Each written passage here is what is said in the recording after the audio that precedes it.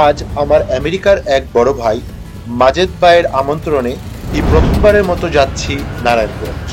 তো যেতে যেতে নারায়ণগঞ্জের কিছু ইতিহাস জেনে নেওয়া যাক। নারায়ণগঞ্জ জেলা বাংলাদেশের মধ্যাঞ্চলের ঢাকা বিভাগের একটি জেলা।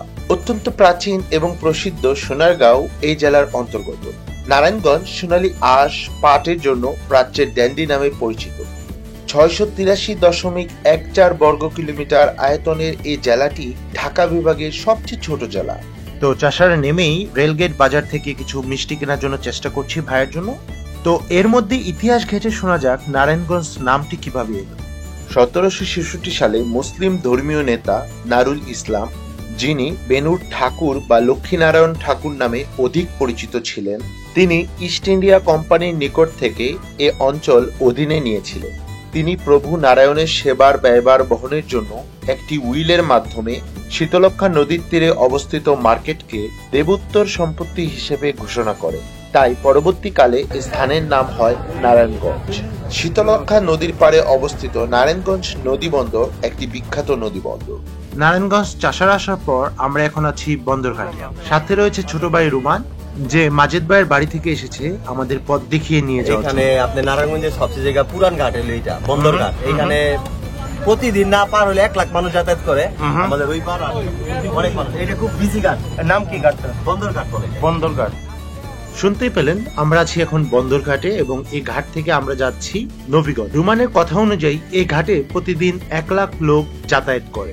নদীর এপার থেকে ওই পারে যাওয়ার জন্য এই ঘাটটি ব্যবহৃত হয়ে থাকে। অনেক বছর পর নৌকায় ওঠার কারণে আমার কিছুটা ভয়ও লাগছিল, কারণ হঠাৎ করে নৌকা দুলতে শুরু করলো। কিন্তু ছোট ভাই নুমান বলল ভয়ের কোনো কারণ নেই, একটু পরেই স্বাভাবিক হয়ে যাবে।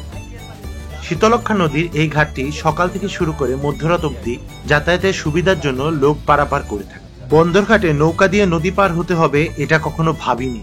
সো হঠাৎ করে যখন নৌকা উঠলাম, আমার কাছে একটা অন্যরকম ভালো লাগা কাজ করছিল। নৌকা দিয়ে পার হয়ে যাচ্ছি বলে সে আনন্দটা দ্বিগুণ হয়ে গেল। সাথে সাথে নৌকা ভ্রমণের একটা অভিজ্ঞতাও হয়ে গেল।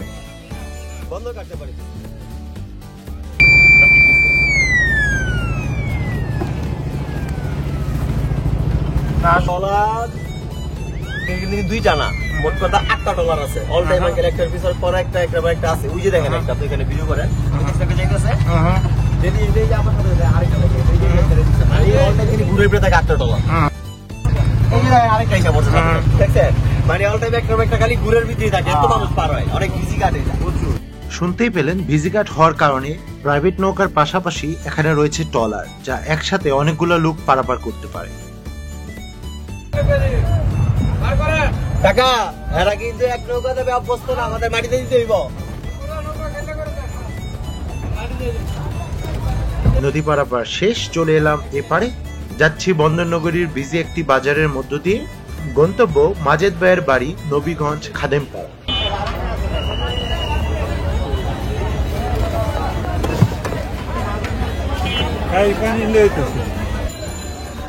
নিয়ে নিলাম একটি অটোরিকশা বা টমটম। এখন আমরা সবাই মিলে একসাথে যাচ্ছি। বন্দরনগরী হলেও মফস্বল শহরের পুরো ভাইবসটা যেন আমি পাচ্ছি। এর মধ্যে মাজেদ ভাই কয়েকবার ফোন করে রুমানের কাছে খোঁজখবর নিচ্ছিল আমরা কত দূর আছি। কথা বলতে বলতে আমাদের টমটমটি বন্দর বাজার ছেড়ে ঢুকে পড়েছে লোকালয়ের মধ্যে।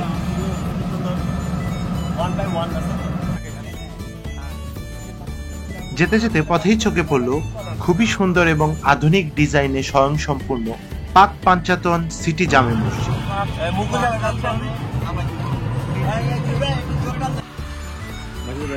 অবশেষে পৌঁছে গেলাম নবীগঞ্জ মাজেদ ভাইদের বাড়ি। কিন্তু আমাদের আসতে একটু দেরি হওয়ায় উনি একটু বাইরে চলে গেছেন।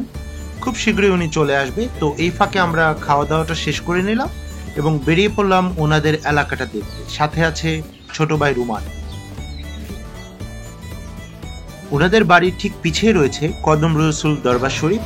নুমান বলল, যার খাদেম হিসেবে দায়িত্ব পালন করছে আমাদের মাজেদ ভাইদের ফ্যামিলি, যেখানে প্রতিদিন অসংখ্য লোক আসে পরিদর্শন করতে। এছাড়া যতটুকু শুনলাম অকেশনালি ওখানে অনেক বেশি ভিড় হয়। দরবার শরীফটির ঠিক পাশেই রয়েছে একটি প্রাইমারি স্কুল, যার নাম ছিল কদম শরীফ সরকারি প্রাথমিক বিদ্যালয় এবং স্থাপিত হয়েছিল 1886 সালে।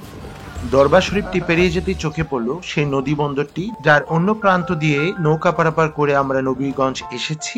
খুবই সুন্দর এবং বড় শীতলক্ষা নদীর অন্য এক রূপ এখান থেকে আমি দেখতে পেলাম। সামনে যেতেই চোখে পড়লো এক বুড়িমা গলা ছেড়ে লালনের গান গাচ্ছে।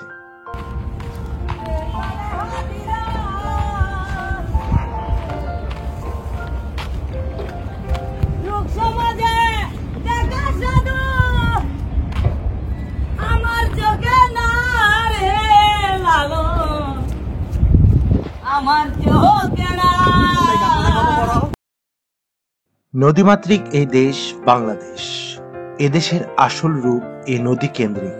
আমরা যখন ছোট ছিলাম ঠিক এরকম নদী পথ ধরেই আমাদের দাদাবাড়ি নানাবাড়ি যেতে হতো।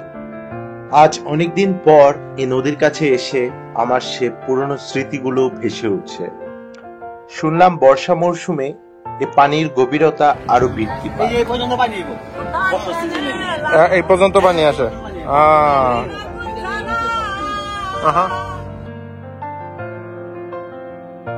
তো নদী দেখা শেষে আমরা চলে এলাম মাজেদ ভাইয়ের বাড়িতে। তো এবার মাজেদ ভাইকে পেয়ে গেলাম, তিনি কাজ শেষে চলে এলেন এবং এখন আমরা যাব কমান্ডার বিলা বাগান বাড়িতে। মাজেদ ভাইয়ের বাবা ছিলেন একজন বীর মুক্তিযোদ্ধা এবং তারই পথ ধরে ওনার ছেলে মাজেদ ভাই, উনিও আমেরিকার পুলিশ ডিপার্টমেন্টে একজন কর্মকর্তা হিসেবে কাজ করছেন। তো যেতে যেতে আমরা মাজেদ ভাইদের এলাকাটিও ঘুরছি, ওনাকে যেই দেখছে সেই দাঁড়িয়ে কথা বলছে। আমারও ভালো লাগছিল, অনেকদিন পর ঢাকার বাইরে আরেকটি মফস্বল শহরে এত সুন্দর করে ঘুরে ফিরে এক অন্যরকম আনন্দ অনুভব করছিলাম। তো হাঁটতে হাঁটতে চলে এলাম একটি স্কুলের পাশে, যেটা Nabiganj girls school and college নামে পরিচিত, যা 1951 সালে স্থাপিত হয়। খুবই সুন্দর স্কুল এবং কলেজ, যেখানে অনেক ছাত্রীরা একসাথে পড়াশোনা করতে পারে। পাশেই রয়েছে নাসরিন উসমান ভবন। আমরা আস্তে আস্তে এগিয়ে যেতে থাকলাম মাজেদ ভাইয়ের নির্মাণ কাজ চলমান বাগান বাড়িটি দেখতে।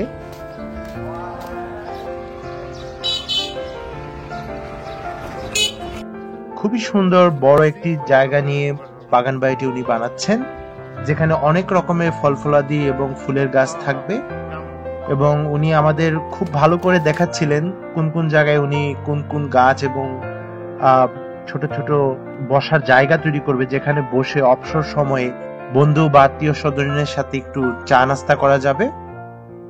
দেখেই বোঝা যাচ্ছে সদ্য মাটি ফেলে তারা নতুন করে গাছ লাগানো শুরু করেছে। হঠাৎই আমার চোখে পড়লো কিছু মাটির চোলা, যা উনি আমাকে বলেছে রাতে কিংবা সন্ধ্যায় বন্ধু বান্ধবের আড্ডায় এখানে যাতে ছোটখাটো পিকনিক টাইপের করতে পারে সেজন্য বানানো হচ্ছে।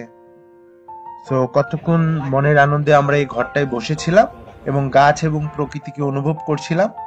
শেষে মাজেদ ভাইয়ের সাথে আমি কতক্ষণ কুশল বিনিময় করছিলাম এবং তার অন্যান্য পরিকল্পনা সম্বন্ধে কথা বলছিলাম। খুবই হাস্যরসিক এবং সরল মনের একজন মানুষ মাজেদ ভাই, যিনি অলওয়েজ বন্ধু বান্ধব কিংবা ফ্যামিলির সাথে আড্ডা বা ঘুরতে পছন্দ করেন। ঢাকা থেকে নারায়ণগঞ্জ এতটা দূর আমার হঠাৎ করে যাওয়াটা খুব মুশকিলই ছিল, বাট মাজেদ ভাই যখন বলল ওনাকে আমি না করতে পারিনি এবং এখানে এসে বুঝলাম আমার এই আশাটা বৃথা যায়নি, খুবই সুন্দর ছিল। অবশেষে চলে এলো সে বিদায় ক্ষণ, যেতে নাহি দিব হায় তবু যেতে দিতে হয়, তবু চলে যায়। মাজেদ ভাই বারবারই বলছিল আজ রাতটা থেকে যেতে, কিন্তু আমার অন্য কাজ থাকায় আমি থেকে যেতে পারলাম। অবশেষে আরেকটি টমটম দিয়ে সেই নদী বন্দরে আবার ফেরত যাচ্ছি। মাজেদ ভাই আমাদের হাত নেড়ে শেষ বিদায় দিয়ে দিল। মনটা খুব খারাপ হয়ে গেল, বাট কি করার, দেশের মাটিতে এবছর হয়তো ওনার সাথে আর দেখা হবে না, আমেরিকাতে অবশ্যই দেখা হবে। আবার চলে এলাম সেই নদী বন্দরে এবং এখন আমরা নৌকা করে চলে যাব। সারাটা দিন ছোট ভাই রোমান খুবই কষ্ট করেছে আমাদের আপ্যায়ন করার জন্য। মাজেদ ভাই এবং ছোট ভাই রোমানের প্রতি আমি কৃতজ্ঞ, তাদের আপ্যায়ন আমার সারা জীবন মনে থাকবে এবং হয়তো কোনো একদিন এই নারায়ণগঞ্জের বুকে মাজেদ ভাইদের বাড়িতে আবার চলে আসব।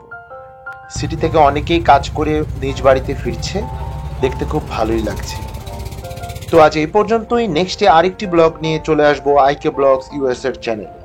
সে পর্যন্ত ভালো থাকুন, সুস্থ থাকুন, ধন্যবাদ।